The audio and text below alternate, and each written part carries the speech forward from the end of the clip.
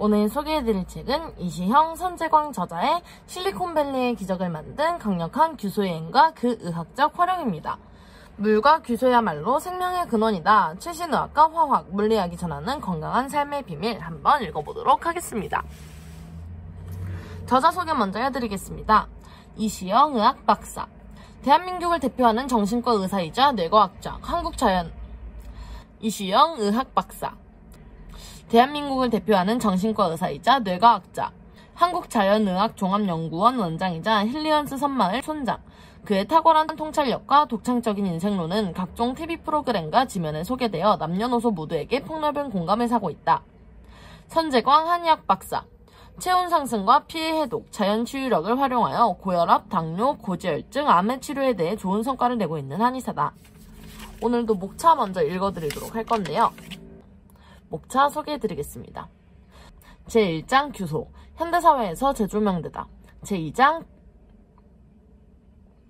제2장 인간의 몸 곳곳의 필수적인 요소.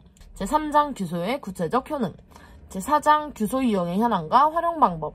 제5장 규소 처방과 국내외 호전 사례. 이렇게 진행이 되는데요. 그럼 바로 1장 규소 현대사회에서 재조명되다 읽어보도록 하겠습니다. 규소란 무엇인가? 흑의 제왕 규소. 그리스 신화를 보면 태초의 인간들이 죄를 지어 올림포스의 신들이 모여 홍수로 타락한 인류를 쓸어버립니다. 이 홍수에서 유일하게 살아남은 사람이라고는 미리 방주를 만들어 데뷔한 프로메테우스의 아들 데우칼리온과 그의 아내 피라뿐이었습니다. 지구상 유일한 인간으로 남은 부부가 다시 인류를 번성하기 위해 신탁을 찾아가 신에게 답을 얻고자 하나 돌아오는 대답은 어머니의 뼈를 등 뒤로 던지라 하라는 대답뿐이었습니다. 그런 표현을 저지를 수 없었던 부부는 하는 수 없이 돼지의 뼈인 돌을 찾아 뒤로 던지게 되고 이 돌은 다시 사람으로 변하여 인류는 예전처럼 번성할 수 있게 되었다고 합니다. 이처럼 지구상 여러 민족들이 지닌 원시적 신화를 살펴보면 대체로 인간은 흙에서 나왔다고 말하는 경우가 많습니다. 아마도 은연중에 인체와 토양의 영향관계에 대한 인류의 집단적 무의식이 작용한 결과인지도 모르겠습니다. 일반적 상식으로 우리는 바위가 깨져 자갈이, 자갈이 깨져 모래가, 그리고 모래가 부스러져 흙이 되는 이치를 잘 알고 있습니다. 그런데 이때 흙의 원천이 되는 바위를 이루는 물질, 즉 조항광물 중 가장 많은 양을 차지하는 것이 바로 규산염이라는 사실을 아는 사람은 막상 많지 않습니다. 심지어 규소, 규산염 등의 단어를 생소하시는 분들도 많죠. 학창시절 화학시간에 주기율표 어느 언저리에 있긴 한 것 같은데 하는 기억뿐이라고나 할까요? 규산염은 조항광물 중 가장 많은 양을 차지하는 광물로 규소와 산소 및 약간의 금속 원소로 이루어져 있습니다. 그리고 이 대목에서 우리가 건강을 위해 주목할 지점이 바로 규소입니다. 규소의 건강 효과를 인정받아 수용성 규소가 탄생한 지 약 10여 년. 처음에는 모두가 무관심하던 시기가 분명 있었습니다.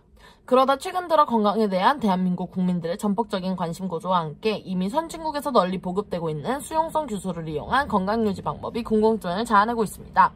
하지만 아직도 규소가 어떤 물질인가, 무엇이 어디 어떻게 유용한가에 대한 구체적인 정보는 많이 알려져 있지 않습니다.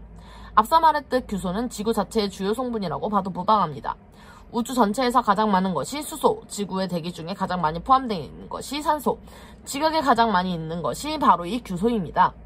이 3대 원소 중 우리의 눈에 보이는 것이라고는 규소뿐이니 우리는 규소로 둘러싸인 세상에 태어나 규소를 접하며 살아간다고 해도 과언이 아닙니다. 심지어 앞서 언급한 그리스 신화에는 과장이 덧붙여졌을 뿐 우리 인체의 뼈에서도 규소가 발견되기도 합니다. 그러면 조금 기초적인 정보부터 살펴보도록 할까요? 지구상에서 산소 다음으로 많은 규소는 원소기호 Si, 원자번호 14입니다. 열심히 공부해서 아직도 주기율표를 기억하시는 분들은 대충 아시겠지만 원자번호 14가 되려면 주기율표에서 셋째 줄, 그러니까 전자가 2, 8, 4의 구성으로 이루어져야 합니다. 주기율표 셋째 줄 3주기에 있는 원자들은 원자가 전자를 최대 8개까지 채울 수 있으니 규소는 그중 딱 절반인 4개를 채운 원소입니다. 때문에 전자를 내주기도 쉽고 받아들이기도 쉬운 반도체의 성격을 지니고 있습니다.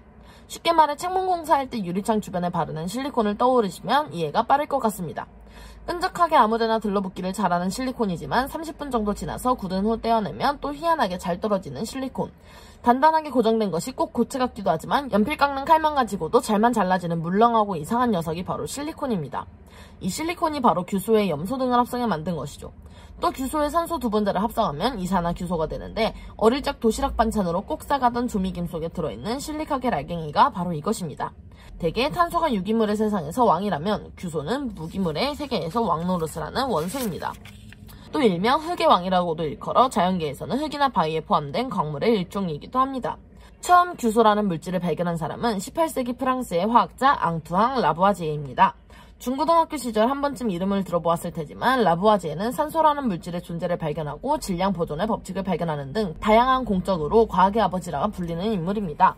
이후에 이 물질은 순수한 단체의 규소가 아니라 규소 화합물이면 발견되고 그 후 화합물에서 규소가 단리됩니다. 이에 성공하여 순수한 규소의 존재를 세상에 알린 것이 1810년 스웨덴의 화학자 베르셀리우스입니다. 자연계에서 규소는 보통 단독으로 존재하지 않고 산소와 결합하여 규산으로 존재하는 것이 많지만 최근 들어 가공기술의 발달로 힘입어 순도를 높이거나 다른 물질과의 화합물로 이용되고 있습니다. 또 지구지각의 주요 구성요소인 규소는 흙이나 모래, 돌, 바위 등 땅을 형성하는 물질입니다.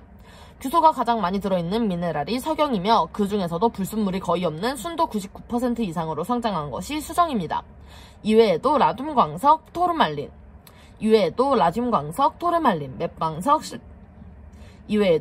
광석, 토르말린, 맥반석, 블랙실리카 등 어떤 효능을 가진 돌의 대부분 95% 이상의 비율로 규소를 함유하는 것으로 알려져 있습니다. 이미 말씀드린 바와 같이 규소의 영어명은 실리콘인데 실리콘이라고 하면 반도체 제조업 강국인 대한민국으로서는 반도체밖에 먼저 떠오르는 것이 없을 테니 광물질로 이루어진 반도체나 태양광 패널, 렌즈 등 공업용 소재를 먼저 연상하실지도 모르겠습니다. 때문에 인간의 건강이나 인체와는 동떨어진 인상을 주기도 합니다.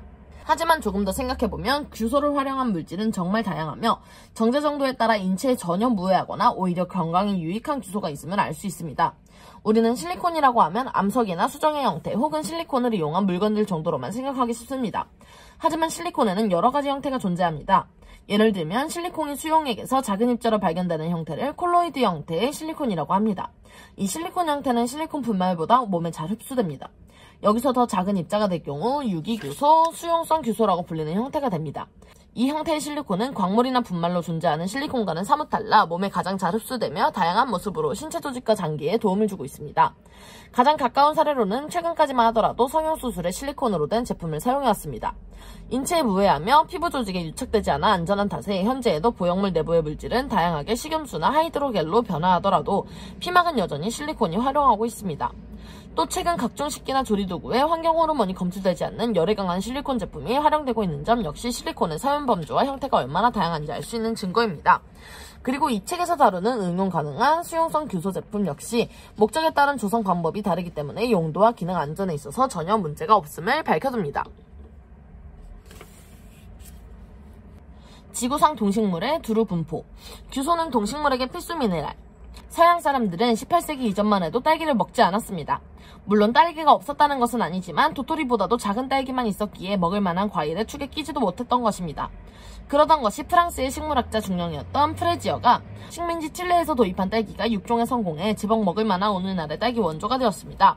그러나 필자의 어린 시절만 해도 딸기는 여전히 비싸기만 하고 별 볼 일 없는 과일이었습니다. 제발 커봤자 손가락 2마디나 될까요? 그러던 것이 최근에는 설향이라는 희한하게도 큼직하고 달콤한 딸기가 나와서 제대로 과일의 풍미를 자랑하고 있습니다.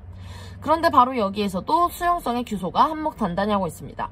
논산 딸기 시험장에서 서량 딸기를 대상으로 진행한 2014년 연구 결과에 의하면 딸기 역병 발생 전 규산칼륨이나 유기농업자재로 등록된 수용성 규소를 7일 간격으로 3회 관주 처리 시 무처리 대비 70% 이상의 역병 억제 효과를 거두는 것으로 보고되었습니다.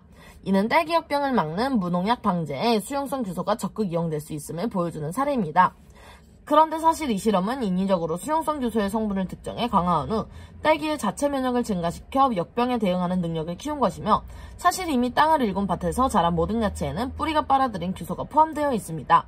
그리고 이 야채 등의 식물을 음식으로 먹은 동물의 몸에도 역시 규소가 포함되어 있습니다. 물론 인간도 마찬가지입니다. 그리고 이 규소는 우리 인간의 몸에 매우 유익한 제3의 영양소라고 불리는 식물성 식이섬유의 주성분이 됩니다. 즉 지구의 구성요소인 규소는 땅에 자라는 식물과 그것을 먹는 인간의 몸을 만드는 중요한 구성요소입니다. 결국 인간에게 규소는 필수 영양소이며 빼놓을 수 없는 중요한 미네랄입니다.